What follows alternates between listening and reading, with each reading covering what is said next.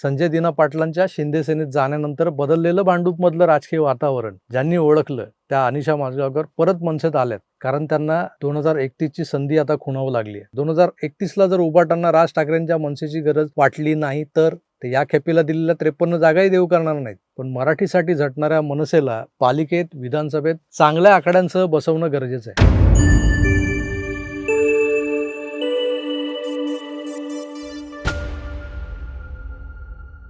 वंदनीय शिवसेना प्रमुख बाळासाहेब ठाकरे हयात असताना शिवसेना अनेकदा फुटली.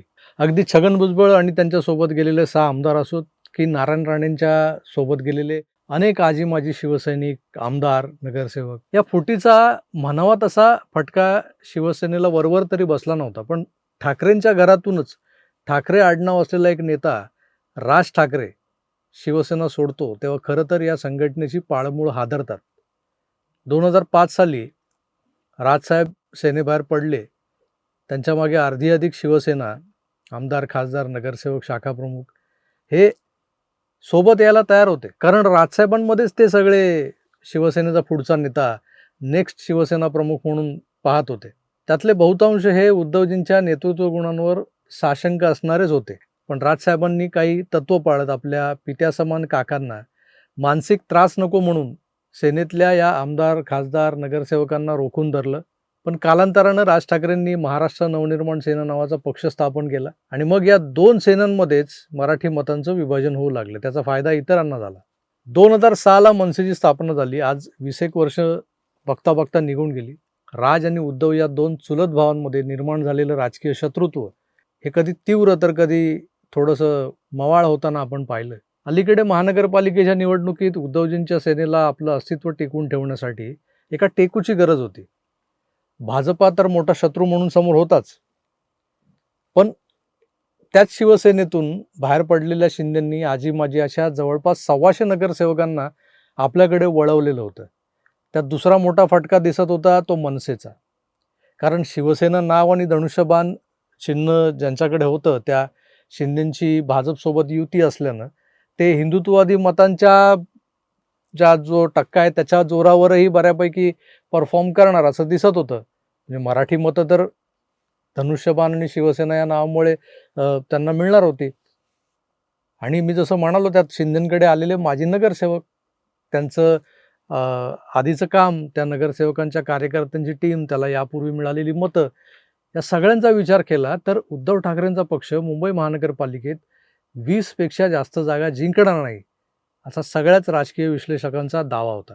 अनेक सर्वेही हेच सांगत होते.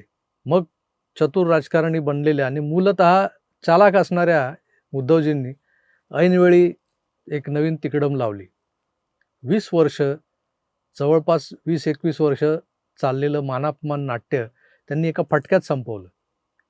आपल्या चुलत भावाच्या एका मुलाखतीतलं एक वाक्य म्हणजे युतीसाठी निमंत्रण आहे अशी एक आवई उठवली, अशी वातावरण निर्मिती करत आणि मुद्दाम त्यासाठी आपला खास दूत राजाराम पुत्र संजय यास कामी लावून मनसे आणि ठाकरे सेना अशी युती घडवून आणली.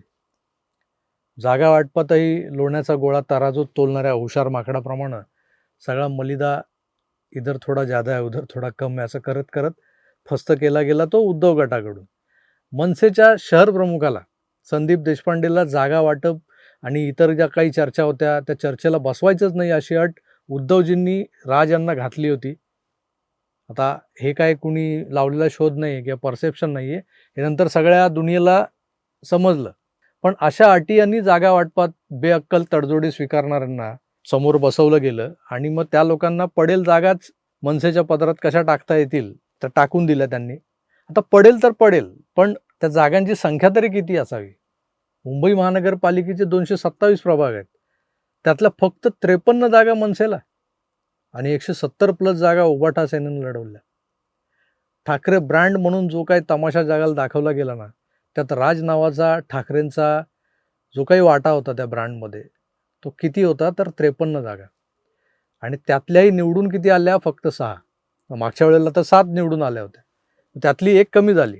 यामागे नेमकं राजकारण काय होतं तर माननीय बाळासाहेबांची प्रतिमा, त्यात शिंदेंची गद्दारी, मराठी माणसाला केलेलं भावनिक आव्हान, मग त्यावर कहर म्हणून राज, उद्धव हे एकत्र आले, ठाकरे बंधू आणि त्यांचा ब्रँड. मराठी माणसाचं मानसशास्त्र भारावून टाकण्याचा प्लॅन करून हा गेम खेळला गेला. त्यात 100% फायदा हा फक्त शिवसेना उद्धव गटाचाच झाला. त्यांनी चक्क 65 जागा जिंकल्या. कारण एरवी यात स्वतंत्र लढणाऱ्या मनसेच्या मतांची बेरीज झाली. ती मतं फुटली नाहीत. ती मतंही उभाटाच्या उमेदवारांना मिळाली. पण मनसेच्या 53 जागांवर असंच मतदान झालं नाही. मनसेचे उमेदवार जिथं स्ट्रॉंग होते, मतदारांचा टक्का जिथं मनसेच्या उमेदवाराला जास्त होता, त्याही जागा उभाटांनी काढून घेतल्या होत्या. कारण त्याही यांना जिंकायच्या होत्या. अशीच एक जागा म्हणजे भांडूपच्या प्रभाग क्रमांक 114ची होती. 2017ला BMCच्या ज्या निवडणुका झाल्या त्यात प्रभाग क्रमांक 114 मध्ये शिवसेना आणि मनसे अशी सरळ लढत झाली होती. त्यात सेनेचे रमेश कोरगावकर हे फक्त 1585 की काहीतरी मतांनी जिंकले होते. त्यांना 9887 मतं पडली होती, तर मनसेच्या अनिशा माझगावकर यांना 8302 मतं पडली होती. भांडूपमध्ये मनसेचा दबदबा आहे, मनसेचा मतदार मोठा आहे. असं असूनही जेव्हा 2026चं जागा वाटप झालं, तेव्हा ज्या मोजक्या 53 जागा पदरात पडल्या मनसेच्या, त्यात जर का ही आपल्या बालेकिल्ल्यातली जी जागा होती ती हट्टानं मागून घेतली असती तर मनसेच्या नगरसेवकांचा आकडा आज जास्त असता. मी फक्त या जागेबद्दल बोलतोय. अशा अनेक जागा होत्या ज्या हट्टानं मागितल्या असत्या तर 6 नाही किमान 25-26 तरी मनसेचे नगरसेवक दिसले असते. आता याचं कारण काय, तर याच अनिशा माझगावकरांनी शिवसेनेच्या अधिकृत उमेदवारासमोर अपक्ष उभं राहत याही वेळेला म्हणजे 2026ला 8055 मतं घेतली. 250 मतं कमी झाली, पण 8055 कमी नाहीत. म्हणजे बघा, इथं मनसैनिक ठाकरे ब्रँडच्या मागे नव्हता, तर स्थानिक लोकप्रिय पदाधिकारी असलेल्या अनिशाताईच्या मागे होता. 2017ला ज्या 8000 मराठी मतदारांनी किंवा माणसांनी माझगावकरांना मतदान केलं, त्या सगळ्या 8000 मतदारांनी 2026लाही अनिशा माझगावकरांनाच मतदान केलं, जरी त्या अपक्ष उभ्या होत्या तरी. याचा अर्थ काय होतो? मराठी माणसाला जिथं वाटत होतं मनसे हवी, तिथं त्यांनी ठाकरेंच्या मशालीला मतदान केलं नाही. दुर्दैवानं तेव्हा उभाटामध्ये असलेल्या खासदार संजय दिना पाटलांची लेक राजोल पाटील 3000 जिंकली. पण आता मनसे सोडून गेलेल्या अनिशा माझगावकर पुन्हा मनसेत आल्यात. कारण संजय दिना पाटील शिंदे सेनेत गेलेत. राजोल पाटील अजून इकडे आहे मशालच्या गटामध्ये, पण ती कधीही वडिलांसोबत जाईल अशी शंका वाटते तिच्याबद्दल. त्यामुळे 2026 ना सही तो ना सही. 2031ला तरी वॉर्ड क्रमांक 114 मधून मनसेचा उमेदवार पालिकेत जायला हवा.